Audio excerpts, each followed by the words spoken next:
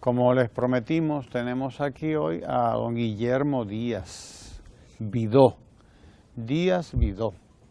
que además de sociólogo, ¿verdad, Guillermo?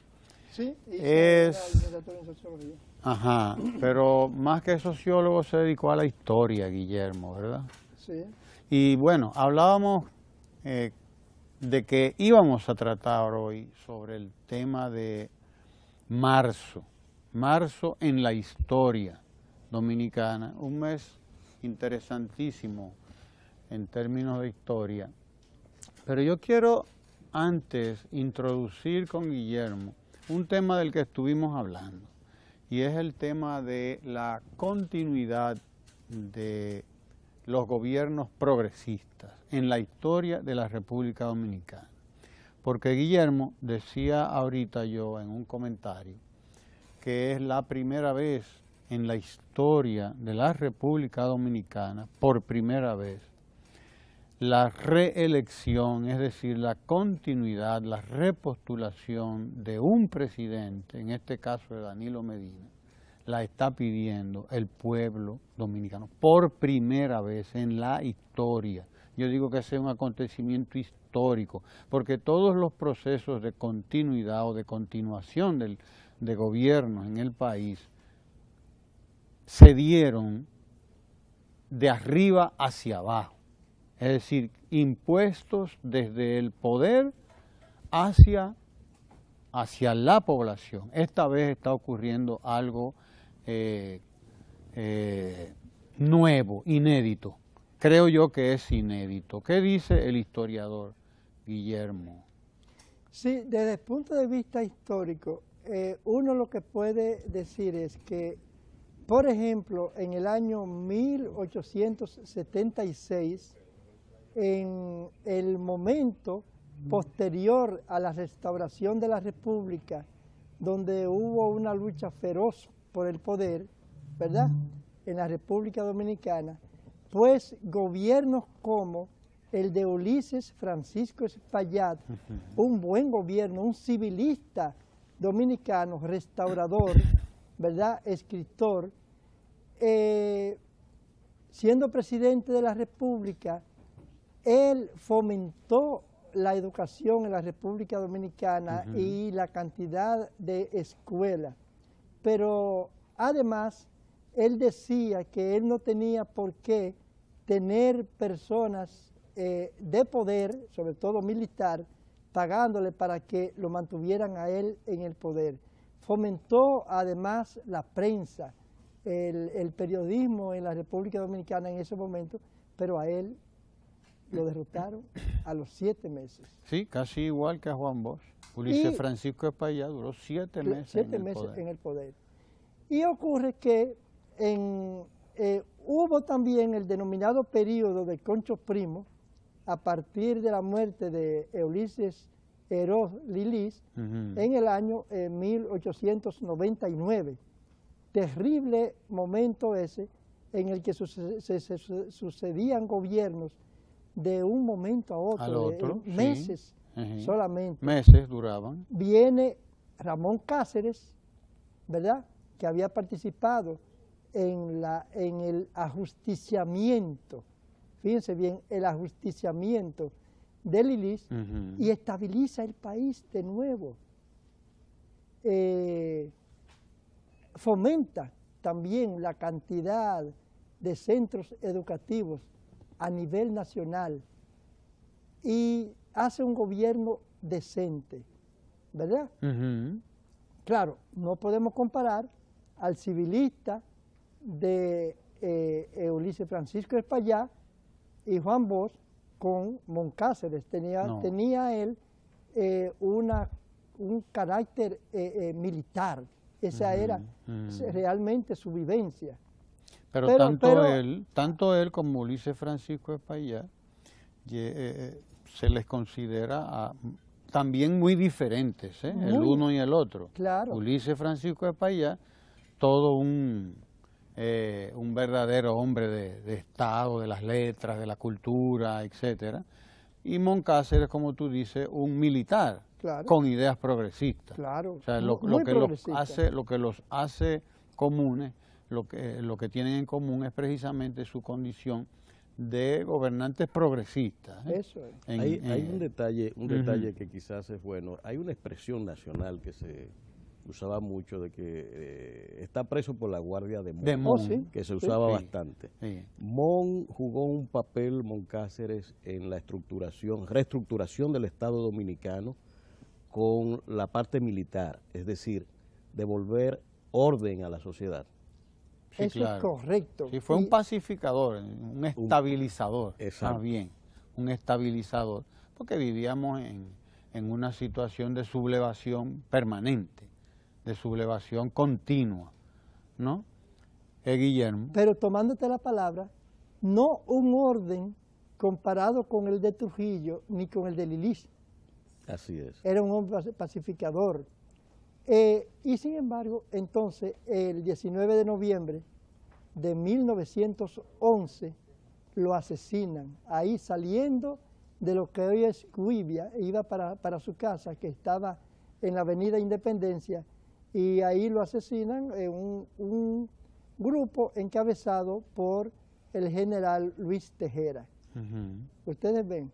Entonces, bueno, pues viene entonces ese periodo terrible, segunda parte del Concho Primo, donde se suceden en poco tiempo cantidades Sí. de presidentes, por ejemplo, Duraban meses. Eladio Victoria, después ponen a Monseñor Noel, pero Monseñor Noel se va, no aguanta mucho. No. Después viene José Bordas Valdés, Valdés. que es un presidente casi desconocido en el país. Y luego viene el hijo de Buenaventura Báez, Ramón Báez, el doctor Ramón Báez, que por suerte parece que no tenía tantas aspiraciones como lo había hecho su padre, y entregó al poder en las elecciones del 14 a Juan Isidro Jiménez, del partido de los bolos, Ujú. ¿verdad? Entonces, esa referencia que hacemos, entonces luego viene un buen gobierno, que es el de profesor Juan Bosch, que de él no vamos a hablar Diste mucho, porque un- todo el un mundo salto conoce sus largo. características. Sí. Un salto largo, sí, Sí, bastante sí, largo. bastante. Vamos a devolver a Guillermo un poquito hacia el gobierno de Horacio Vázquez, que es uno de los gobiernos donde la discusión sobre la continuidad o no Exacto. de los presidentes se jugó.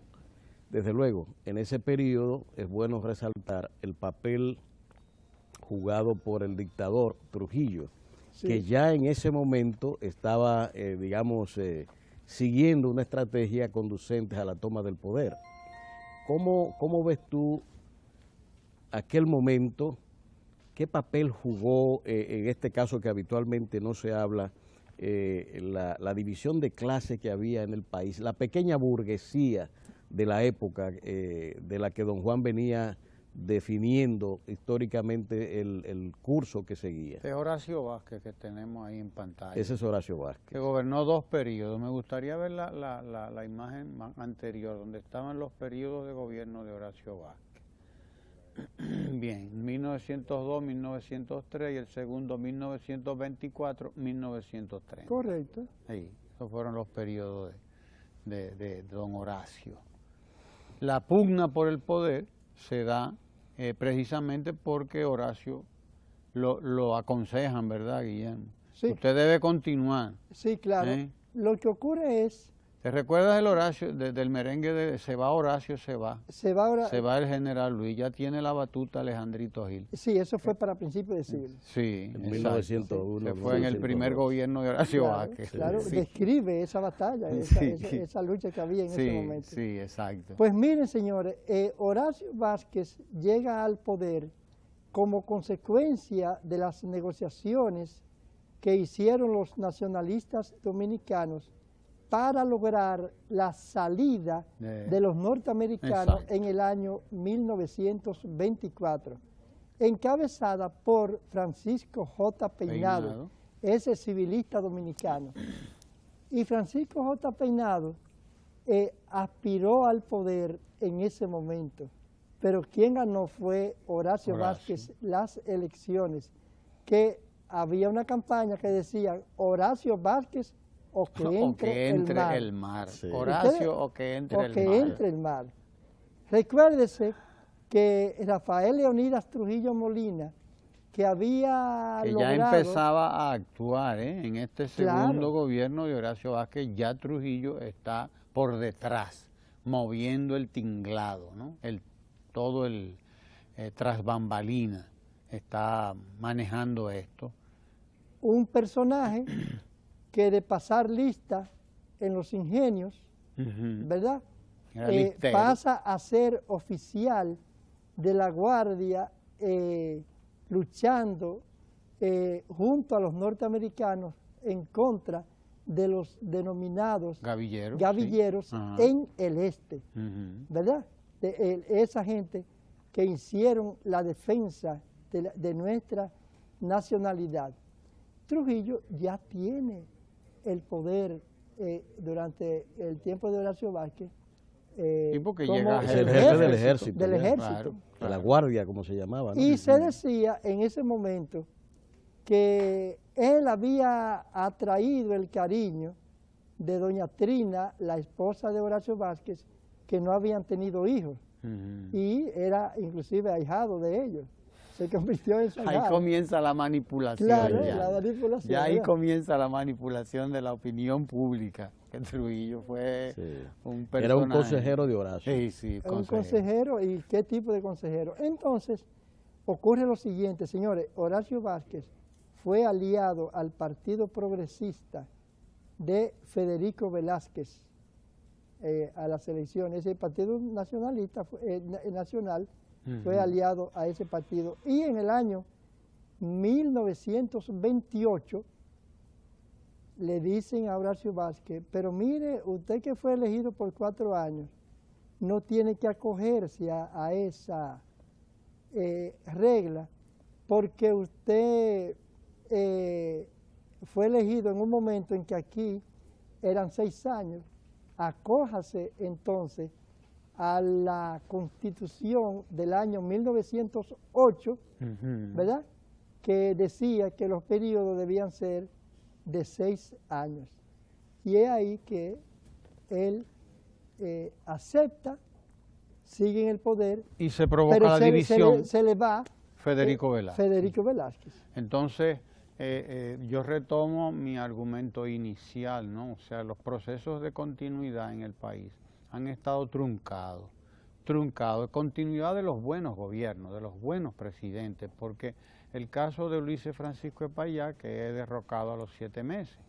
El caso ya, Moncácer es un caso diferente, pero al fin y al cabo un gobierno más o menos progresista, le llamaban el pacificador, ¿no? Pero que también fue asesinado, y luego un tercer gobierno progresista que tuvimos en todo ese largo periodo histórico, es el gobierno de Juan Bosch, que también durará 7 meses. E insisto, la primera vez que en la República Dominicana los procesos de continuidad están planteados desde el pueblo hacia el poder, desde el pueblo hacia el presidente, hacia el gobierno. Es la primera vez que ocurre. Nosotros estamos viviendo ahora un momento histórico, por lo tanto. Por primera vez, todas las encuestas que se dan a conocer aquí hablan de apoyos al presidente. Ahora mismo, hoy, la encuesta Pension and Berland dice que la aprobación del gobierno del presidente Medina, casi 3 años ya tiene de gobierno, va para 3 años, anda por un 92%. 92, es decir, 9.2 dominicanos y dominicanas de cada 10 dicen que el país va bien o muy bien.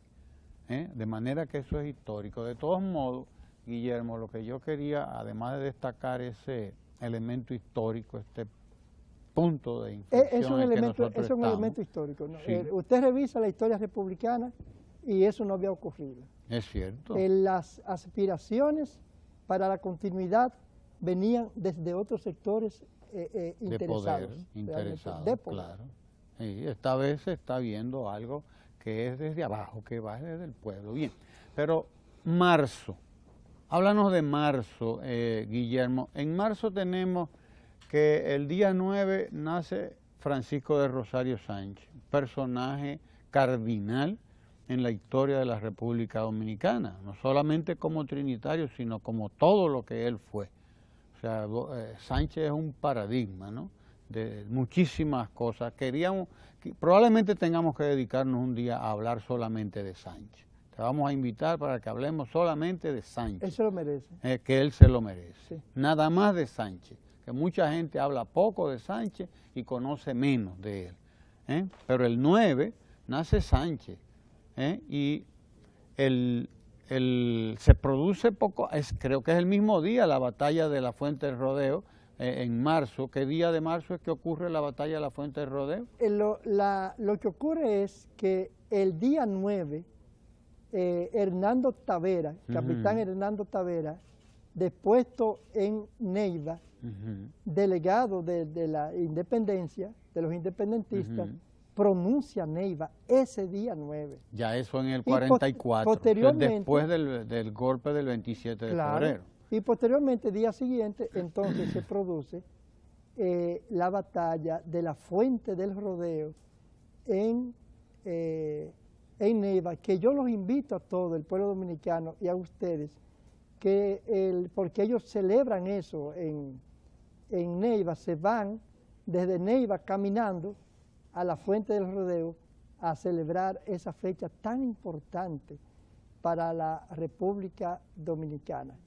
Pero antes debemos decir que los dominicanos pronuncian la independencia dominicana el 27 de febrero y el 29, porque ese era un año bisiesto, se entrega la fuerza, que es lo que es hoy la fortaleza Osama, ¿verdad?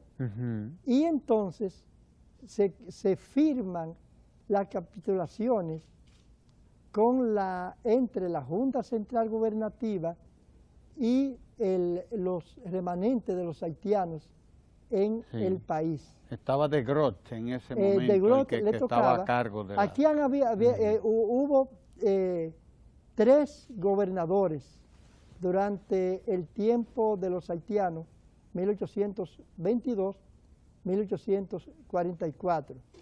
El primero fue Borgelá, hasta 1831, el segundo, el general Carrier, hasta 1843, y cuando llega entonces Charles Gerard, entra de Groot. Pues bien. Que hay que señalar, y una cosa interesante, Guillermo, yo no soy historiador, pero de lo poco que leo voy sacando conclusiones a veces medio a priori, etcétera, pero a mí me llamó mucho la atención que, por ejemplo, el 27 de febrero prácticamente no ocurrió nada. Ahí lo que hubo fueron 3 o 4 tiros y fueron a la fortaleza, y como de Groot vio que era un movimiento importante, desde luego decidió no pelear. Se negoció la entrega de la fortaleza, se negoció todo, pero realmente no hubo ninguna batalla.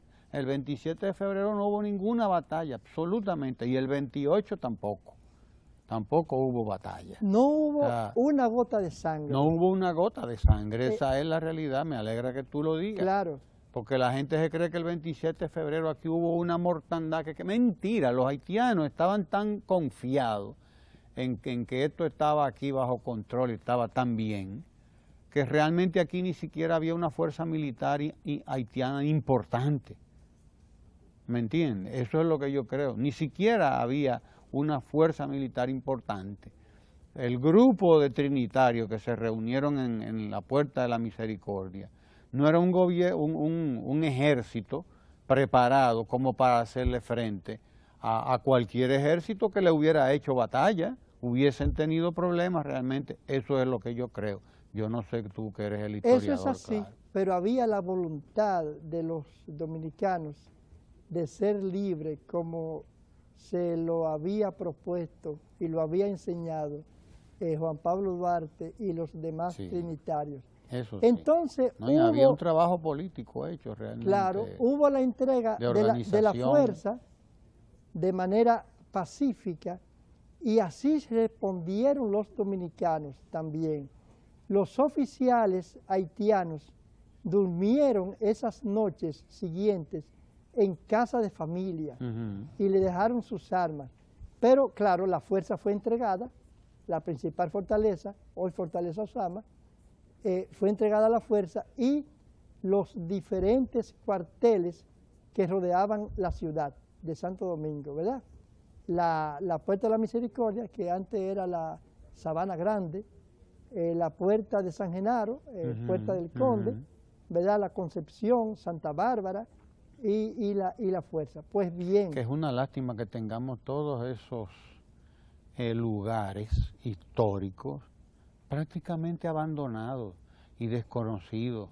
La Puerta de la Misericordia, bueno, la Puerta del Conde la tenemos ahí más o menos, pero la de Santa Bárbara, todo eso está, óyeme, que merece que sea rescatado, todo eso, incluso para el turismo incluso, no digo yo ya para los mismos estudiantes de la República Dominicana, a los cuales debíamos ir a esos lugares a enseñarles la historia, irla, no enseñársela ya en los libros, sino ir con ellos allá. Es bueno que Guillermo, aprovechar a Guillermo para que nos hable un poquito del periodo que va de ese 27 de febrero al 19 de marzo.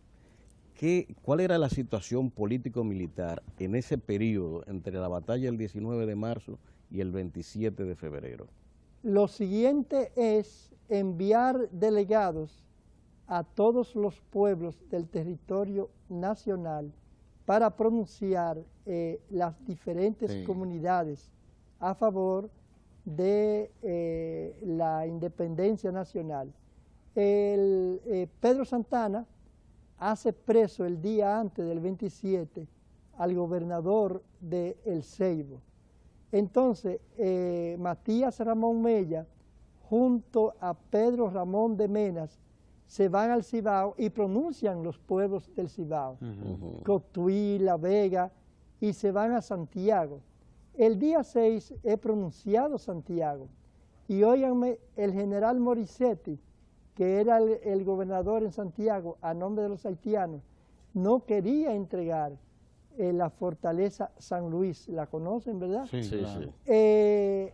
Y entonces, ¿qué ocurre? Que los que le acompañaban, los oficiales y soldados, sí la entregaron porque eran dominicanos. Sí, Ellos pertenecían al regimiento, en este caso el de Santiago, el 33. 31 y 32 eran aquí. Estaban en Santo Domingo, que estos números de regimiento eran como consecuencia de una continuidad del regimiento 30 que estaba en Cabo Haitiano. ¿Ustedes ven? O sea, que en el ejército haitiano había una fuerza dominicana importante, que era parte del ejército haitiano. Estaban a esos 3 regimientos, eran mayoritariamente dominicanos. Desde la ocupación hubo un proceso de enrolamiento de dominicanos en el ejército. Ahí estaban los hermanos Puello, Eusebio, José Joaquín, y estaba también, bueno, el otro de los Puellos, Gaviño Puello. Gavino Puello. Pues bien, eso fue lo que ocurrió. Entonces, Santana llega ante la Junta Central Gubernativa con 600 hombres recolectados en el Ceibo, ¿verdad? Y Antonio Duvergé, junto a el general Cabral, no era general todavía, José María Cabral, pronuncian San Cristóbal. De Regla Mota, Manuel de Regla Mota, produce Baní, ¿verdad que sí? En tanto que se dirigen a Azua entonces. Se dirigen a Azua, y en Azua también incidió el señor Francisco Soñé, que era un capitán de origen francés que estaba en el norte de Azua, en la Yayita, y él fue que ayudó a Duvergé también a recoger hombres. Quiero decir, porque ya venían, ya los haitianos, se había producido la reacción y estaban en marcha hacia acá. A eso vamos. Charles Gerard. ¿Qué era lo que nosotros teníamos? Un ejército colecticio, es decir, que había que recogerlo en diferentes Sí, puntos. ir reclutándolo. Reclutándolo. Le dije de los que vinieron del Ceibo, ¿verdad? Sí. Los que estaban en Santo Domingo, los regimientos 31 y 32, dirigidos por Feliciano Martínez y Manuel Mora, que se van a presentar allá en Azua también, y los que iban por el mar Caribe. Y otros grupos que, por ejemplo, de San Juan, de las Matas de Farfán, acudieron a Azua porque ellos no pudieron enfrentar el grueso de las tropas de Haití. Pero Hernando Tavera, que estaba en Neiva, pronuncia Neiva, como le dije, el 9 de marzo, y días después se produce entonces un choque entre 200 hombres que tenía Tavera y la vanguardia de Manuel Sufrán. Manuel Sufrán era el general que venía por el sur, por Neiva, Sí. a nombre de Haití. De Haití. Esa vanguardia estaba encabezada por el coronel Luis Augusto Grois, que era un personaje de muchos conocimientos de la parte este de la isla de Santo Domingo, porque él había estado aquí dirigiendo la inteligencia de los militares. Mira, Guillermo, haitianos. El director de cámara de aquí no te quiere dejar llegar al 19 de marzo. Él está decidido a que tú no llegues al 19 de marzo. Ya. Nos dice que no, que ya. Hay pausa. Que hay pausa. Claro. No solo que hay pausa, sino Que nos esto vamos. se acabó, que nos vamos, Guillermo. Pero vamos buen camino, llevamos buen camino, estamos cerquitica ya de la batalla del 19 de marzo, de manera que nos quedan unos días de marzo y tú quedas comprometido a venir aquí a terminar con nosotros, no solo ya el 19 de marzo, sino también el 30 de marzo, que va a ser la otra gran batalla de las batallas de marzo. Así que hoy nos dejaron llegar nada más como hasta Azua, ¿verdad? Fue que nos quedamos en Azua. Nos quedamos en Neiva. En Neiva, sí, con el general Tavera Sí. y con su front que viene de allá para acá. Así que nos quedamos ahí y en el próximo capítulo no se lo pierda. Quédense ahí porque ojalá queda ahora en la cita cultural de todos los días. Gracias a ustedes, gracias a Guillermo, que está los con oyentes nosotros. los televidentes deben entender eso. La historia, los acontecimientos históricos no se pueden tratar sin sus antecedentes. Sin sus antecedentes. Claro. Así que gracias al doctor Rafael Sánchez Cárdenas, que ha estado con nosotros aquí también compartiendo este momento. Y usted quédese ahí, que nos queda el rabo por desollar, como dicen allá en mi pueblo.